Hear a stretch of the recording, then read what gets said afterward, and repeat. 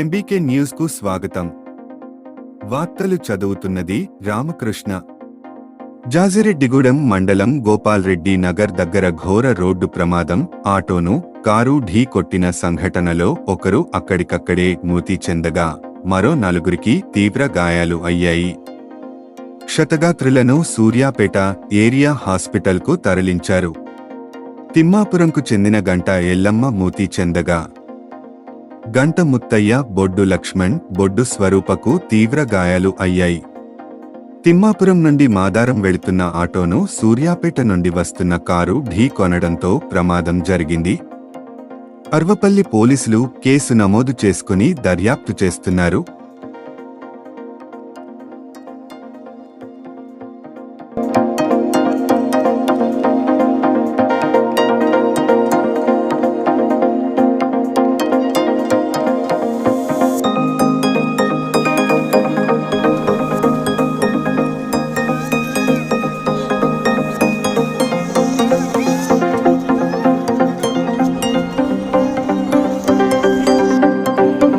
Hyderabad Masab ట్యాంక్లోని tribal welfare కార్యాలయంలో executive ఇంజనీర్గా పనిచేస్తున్న జగజ్యోతిని ఏసీబీ అధికారులు అరెస్టు చేసి కోర్టులో ప్రవేశపెట్టారు.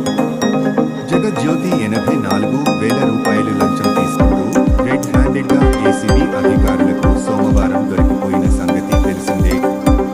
అనంతరం ట్రైబల్ వెల్ఫేర్ జగజ్యోతి ఇంట్లో ఏసీబీ అధికారులు తనిఖీలు నిర్వహించారు. ఇంట్లో ఎవరికంటే అక్కడ నగదు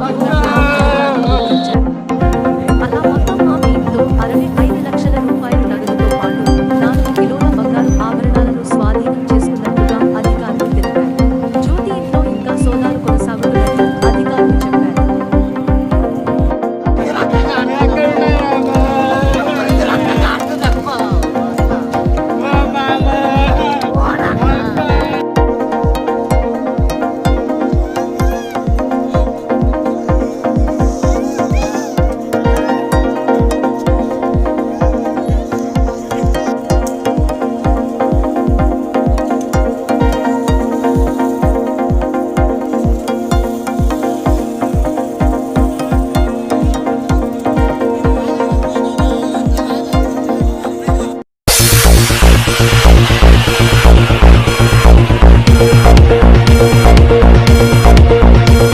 "24/7" చూస్తూనే ఉండండి ఎంబీకే న్యూస్. ఈ వార్తలు ఇంతటితో సమాప్తం. తిరిగి మళ్ళీ మరో న్యూస్లో కలుసుకుందాం.